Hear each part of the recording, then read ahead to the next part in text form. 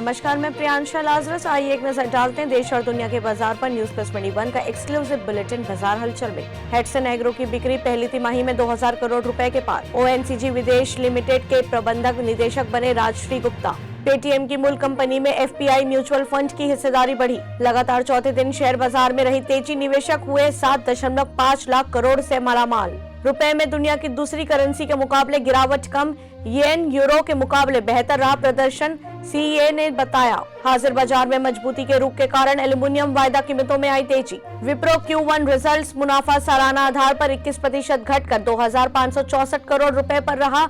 आय 16% बढ़ी। रुपया में गिरावट रोकने के लिए $100 अरब तक खर्चा कर सकता है आरबीआई। वेदांता लिमिटेड के निवेशकों की चांदी डिविडेंड की घोषणा के बाद 6% उछला शेयर। सेंसेक्स 629 पॉइंट की बढ़त के साथ 55,397 पर बंद। टेक महिंद्रा, टीसीएस और रिलायंस में आई तेजी। ऐसी जानकारियों के लिए देखते रहिए न्यूज प्लस 21, आपके हक की बात।